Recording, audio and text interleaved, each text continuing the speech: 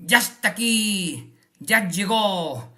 Este es el momento. Ha llegado la hora de controversias manmanas.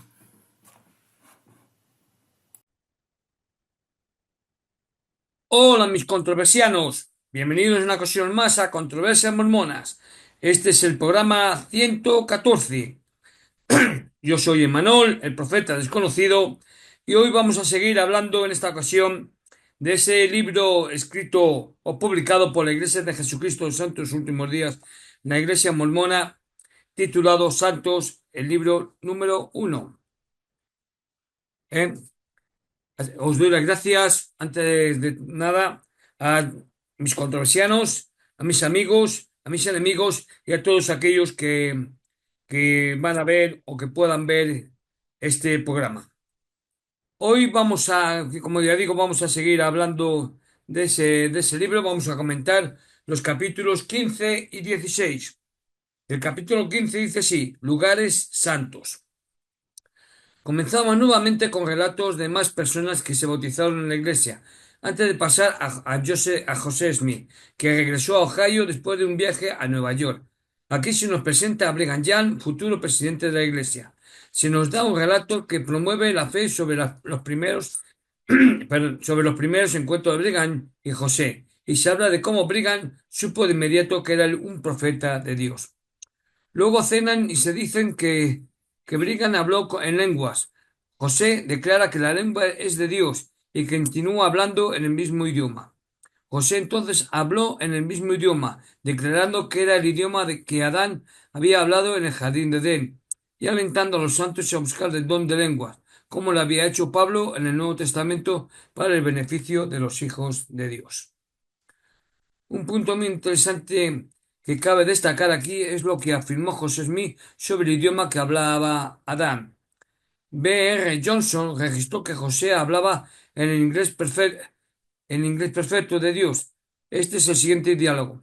Pregunta: ¿cuál es el nombre de Dios en lenguaje puro? José: Amen. Pregunta: ¿cuál es el nombre del Hijo de Dios? José: el hijo de Amen. Pregunta: ¿cómo se llaman los ángeles en lenguaje puro? José: Amen Angelsman. José, mi hijo, según lo registrado por B. R. Johnson, marzo de 1832, los documentos de José Smith. Por supuesto, por supuesto, depende del lector decidir si eso suena como una traducción real del inglés puro o algo que José inventó en el momento, como lo hizo con el egipcio más tarde en su vida. Pero solo quiero señalar lo que hablar en lengua significaba para José. Santos analiza luego la revelación de José sobre la guerra civil, que se produjo después de leer un periódico local que hablaba de cómo Carolina del Sur estaba luchando contra los impuestos sobre los bienes importados y estaba empezando a rebelarse. La revelación de José declara que la guerra y los desastres naturales se derramarían sobre todas las naciones, esparciendo miseria y muerte por toda la tierra. Por supuesto, la guerra civil no afectó a todas las naciones, aunque los apologistas afirman que se buscó a otras naciones para que ayudaran a su causa. Los críticos consideran que esto es una profecía fallida porque la guerra no se extendió más allá de los Estados Unidos. José sigue preocupado por las deudas que los miembros de Missouri tienen sobre su liderazgo y recibe una revelación para construir un templo. Envía su revelación a Missouri como una hoja de olivo para la gente de Missouri, pidiéndoles que regresen a su liderazgo o, lo contrario, Sion caerá.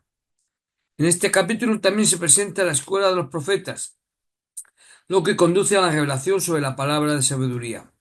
Como afirmamos anteriormente, la palabra de sabiduría se inspiró en gran medida en el movimiento de templanza que está ganando fuerza en todo el país en la actualidad. La palabra de sabiduría original no era como la que analiza actualmente, sino que también incluía sopas calientes. Además, la palabra de sabiduría no era originalmente un mandamiento, sino una guía. Esto lleva a los santos a utilizar algunas palabras escogidas para hacer que José Smith pareciera lo mejor posible, como José normalmente no usaba tabaco y continuó bebiendo alcohol ocasionalmente. Lo bebió hasta sus últimos días, básicamente. El capítulo termina con José recibiendo noticia de Missouri de que los miembros habían comenzado a reconciliarse con el liderazgo de José y que estaban listos para construir un templo. Entonces trazaron planes para el templo junto con la ciudad de Sion, permitiéndose planes para agregar más miembros a la ciudad hasta que llenara todo el país. Dejen a otro lado de la misma manera, ordenó José, y así llenen el mundo en estos últimos días. Este capítulo es interesante porque contiene muchas profecías que es interesante analizar en retrospectiva y determinar cuáles no sucedieron como se dijo, como la profecía de la guerra civil y la construcción de un templo en Independence.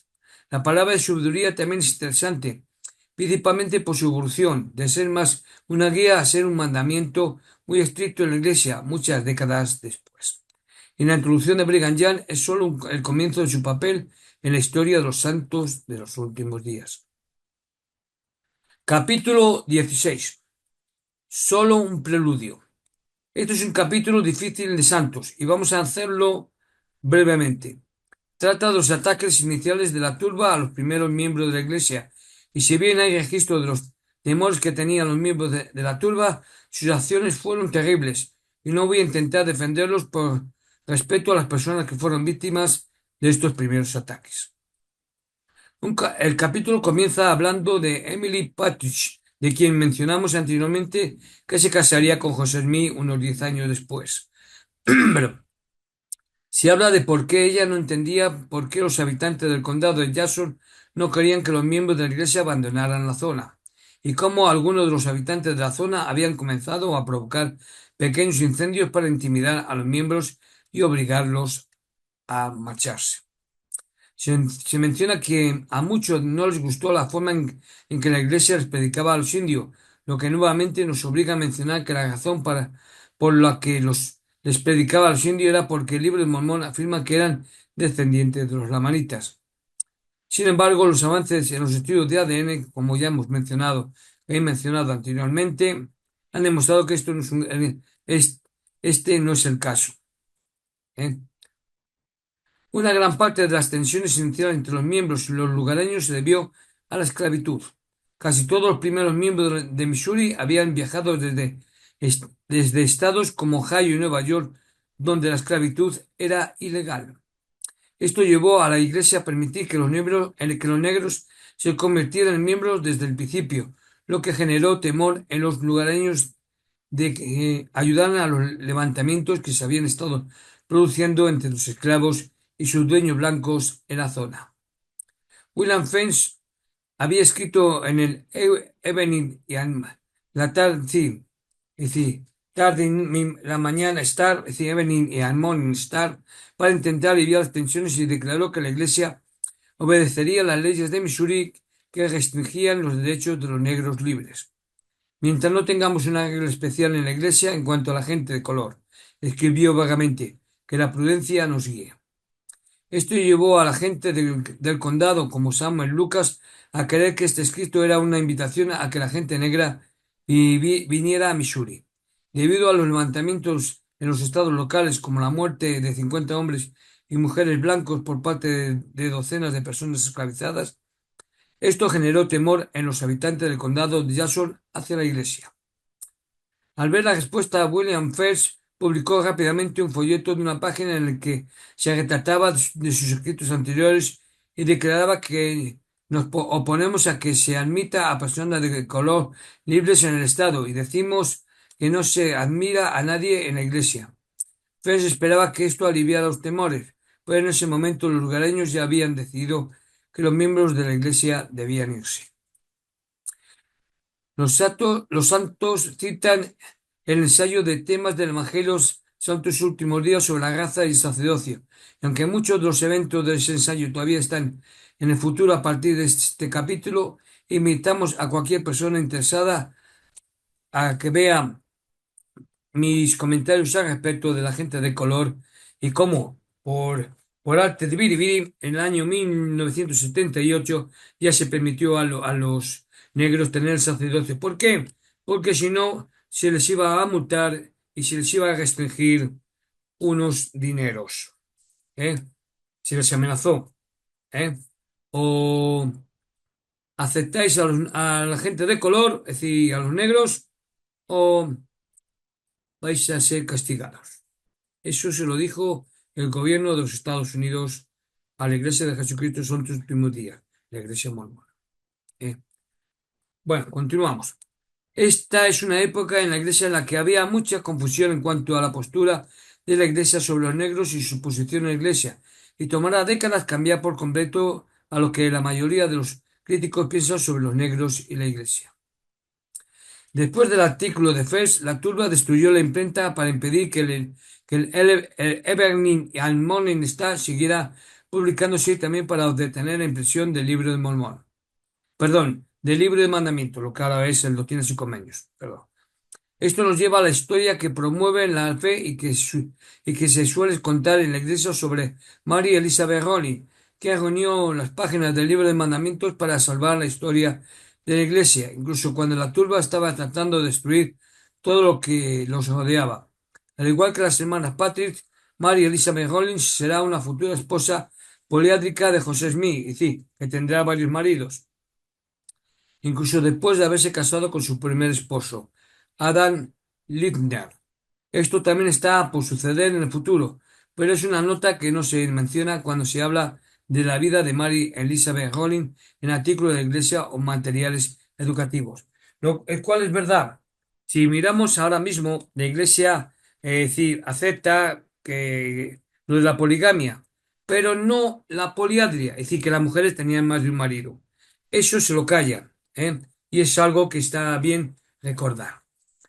El resto del capítulo describe la destrucción de casas y propiedades de la iglesia por parte de la turba, incluyendo el secuestro de Edward Patrick y Charles Allen, dos miembros a los que la turba cubrió de brea y plumas.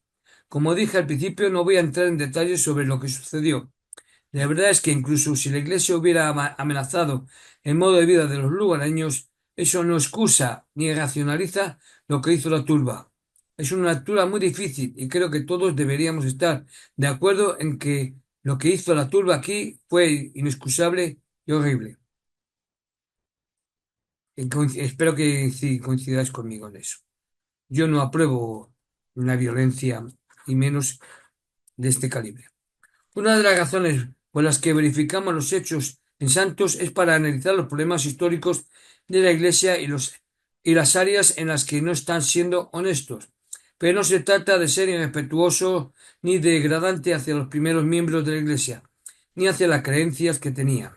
Esperamos seguir haciéndolo a medida que avanzamos, o espero seguir haciendo la medida que avanzamos. Os incluyo dentro de este plan. Pero espero que todos los que vean esto puedan apreciar lo horrible y los que vean este programa puedan apreciar lo horrible que fue esta noche para los primeros miembros de la Iglesia y para aquellos de nosotros que actualmente somos miembros o hemos sido o que solíamos ser miembros.